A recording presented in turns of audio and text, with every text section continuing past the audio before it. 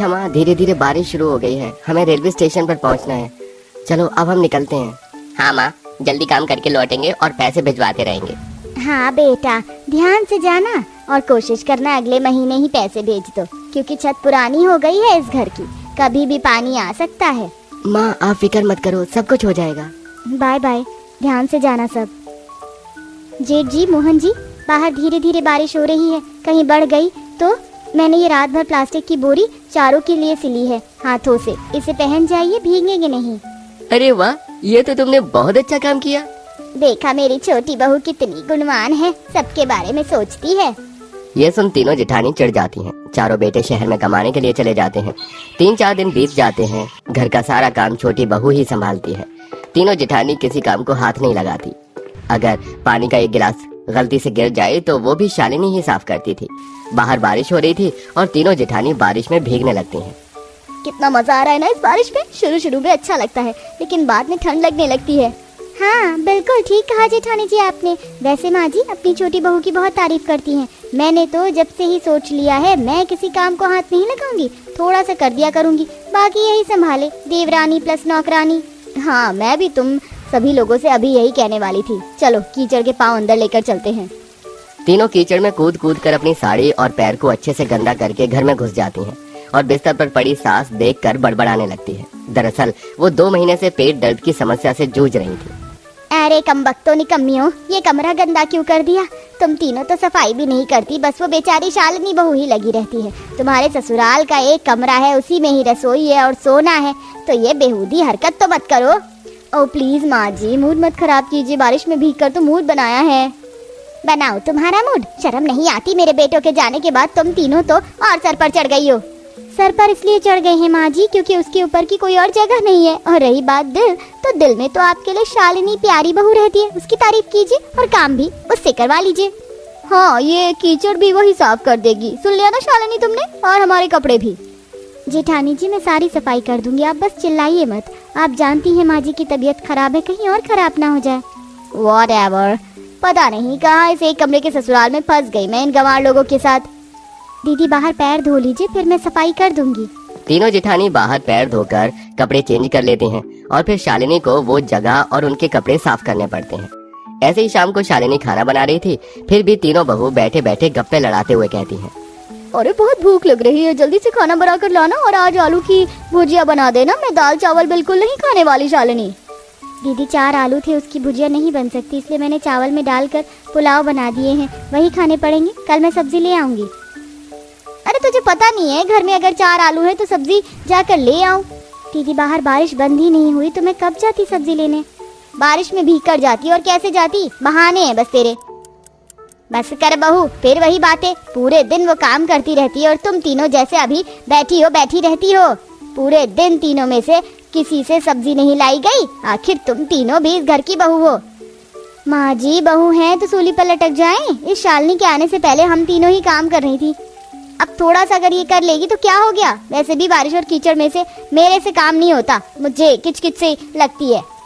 दीदी मैं कल बना दूंगी, आप परेशान मत होइए। शालिनी सबको खाना परोस देती है कि बारिश का पानी धीरे धीरे खिड़की पर आने लगता है और सुनैना भीग जाती है। हे भगवान, यहाँ पर तो पानी आ रहा है, अगर यहाँ पर पानी आता रहा तो हम तीनों बैठकर खाना कैसे खाएंगे? इस एक कमरे के अलावा हमारे पास कोई जगह भी नहीं है। अभी तो इस गरीब ससुराल में चारपाई भी नहीं है, और जो है वो सासू माँ की है। दीदी मैं साफ करती हूँ, आप आराम से खा लीजिए। बहू तुझे भी तो खाना खाना है, तू सफाई क्यों कर रही है? कोई बात नहीं माँ जी, मैं कर देती हूँ, बारिश का मौसम है, ये सब होना आम बात है। तीनों बहू आराम से बैठकर खाना खाती हैं और शालिनी बार बार उस जगह पर पोछा लगाकर सारा पानी धीरे धीरे बाहर निचोड़ देती है। ये करते करते उसे 1 घंटा बीत जाता है। बहुत थक गई मैं, ऐसा करती हूँ इस खिड़की को ही किसी तरह बंद कर देती हूँ। बहू इस जूट की बोरी को ले ले, इसे लगाने के बाद पानी अंदर नहीं आएगा। हाँ माँ जी, मैं भी यही सोच रही थी। ये बोलने के बाद शालिनी जूट की बोरी खिड़की पर अच्छे से लगा देती है, जिससे पानी आना बंद हो जाता है और फिर वो भी सास के साथ बैठकर खाना खाती है। ऐसे ही 2-3 दिन गुजर जाते हैं। बारिश के पानी ने शालिनी को सबसे ज्यादा तंग करके रखा था, क्योंकि तीनों जेठानी तो किसी भी काम को हाथ लगाकर राजी नहीं थी। ऐसे ही एक दिन घर में बारिश का पानी अंदर टपकने लगता है। अरे मोरी मैया, कितना ज्यादा पानी आ रहा है। आरती, महिमा, सुनैना, तुम तीनों फोन में क्या देख रही हो? दिखाई नहीं देता घर में पानी आ रहा है? बर्तन लगा दो यहाँ पर। क्यों, आपकी शालिनी बहू कहाँ है? सब्जी लेने गई है और दूध नहीं है। तुमसे तो ये भी नहीं लाया जाता। बर्तन रखो यहाँ पर। हाँ ठीक है, रख रहे हैं। आप चिल्लाइए मत वरना बीपी ऊपर नीचे हो जाएगा। तीनों बहू मुंह बनाकर बारिश की आई हुई बूंद के नीचे बर्तन रख लेती हैं, लेकिन फिर बातों में लग जाती हैं, जिससे पानी बाहर आकर घर में और भर जाता है। इतने में भीगती हुई शालिनी आती है। शालिनी, इतनी देर लगाना जरूरी थी क्या? क्या कर रही थी तुम बाहर बारिश में? घर के काम से बचना चाहती थी क्या? मुझे तो यही लगता है। देखो, घर में पानी भर गया है, अब इसे तुम्हें ही निकालना होगा। जल्दी करो, हम कहाँ बैठे, सामान खराब हो जाएगा।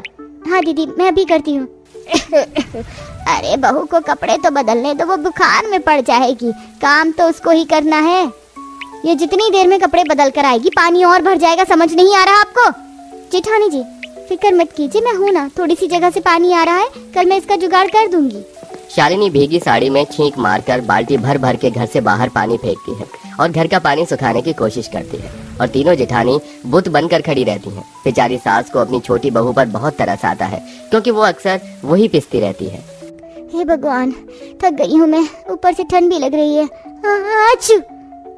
अरे खड़ी क्यों हो तुम? पोछा लगाओ ना जल्दी से, फिर बिस्तर भी बिछाना है। शुक्र है बारिश बंद हो गई, रात को सो पाएंगे। हाँ। फिर शालिनी पोछा लगाती है। धीरे धीरे उसे बहुत ठंड लगने लगती है और वो जैसे ही कपड़े बदलकर सोने जाती है तो उसकी निगाह छत पर जाती है। अगर अभी सो गई तो रात को फिर बारिश होने पर पानी आएगा। मुझे अभी कुछ करना पड़ेगा। शालिनी कुछ 7-8 लंबी डंडी को इकट्ठा करके किसी रस्सी से बांध देती है और फिर उसके ऊपर प्लास्टिक की 3 बोरी से चारों कोने जोड़ देती है, जिससे एक प्लास्टिक शीट तैयार हो जाती है। बहू, वो तीनों तो महारानी की तरह सो गई, तू ये क्या कर रही है? माँ जी, बारिश के पानी की वजह से मुझे नींद ही नहीं आई। जितनी जगह पर पानी आ रहा है उतनी जगह के लिए मैंने ये बना दिया है, जिससे रात को हम ठीक से सो पाए। इसे लगा कर आती हूँ। सारी चिंता बहू तुझे ही होती है। इन तीनों को तो तेरे से कोई फर्क नहीं पड़ता। कोई नहीं माँ जी। शालिनी उसे छत के ऊपर पानी आने वाली जगह के ऊपर रख देती है और उस पर ईंट लगाकर सो जाती है। लेकिन रात को 2-3 बजे बारिश की ऐसी आंधी आती है जिससे वो उड़ जाता है और फिर से घर में बारिश की बूंदें टपकने लगती हैं। शालिनी उठ जाती है। हे भगवान, फिर से वो हट गया। सब लोग कितने चैन से सो रहे हैं, मैं इनके ऊपर पानी नहीं गिरने दूंगी। शालिनी जगह जगह बर्तन रख देती है और अपनी जेठानी के चेहरे पर बिल्कुल पानी नहीं पड़ने देती। बारी बारी से टपकती बूंद को पतीले में रखकर बाहर फेंक देती है। ये करते हुए उसे सुबह के 8 बज जाते हैं। वो बुखार से कांप रही होती है, तभी तीनों की नींद खुल जाती है। अरे वाह, क्या मस्त नींद आई है। ये शालिनी, गर्मा गर्म चाय बना दे। सुना नहीं तूने, माँ जी के साथ क्या बैठी है कंबल ओढ़कर?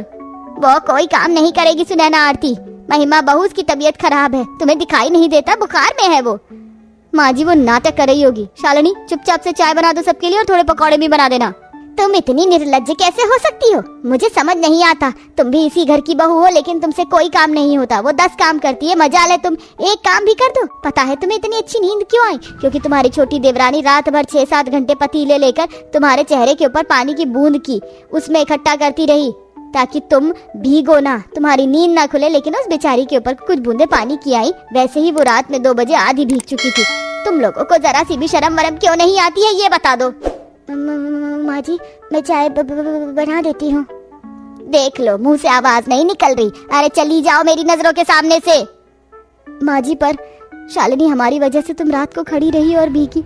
हमें माफ कर दो और हमेशा हम तीनों तुम पर बरसते रहे। हाँ शालिनी, हमें माफ कर दो। हम बहुत बुरी जेठानी है, लेकिन तुम छोटी होकर भी सब संभालती रही। लेकिन ऐसे एक कमरे में होती बारिश की सिर्फ तुम्हें फिक्र थी। लेकिन अब तुम बैठो, सारा काम हम करेंगे। तीनों जेठानियों को अपनी गलती का एहसास होता है। वो शालिनी से माफी मांगकर उसकी तबीयत का ख्याल रखती हैं। अब चारों बहू में बहुत प्यार था और फिर अगले महीने में चारों पति घर में पैसे देकर घर की मरम्मत करवा देते हैं, जिससे उन्हें फिर बारिश में तकलीफ नहीं होती।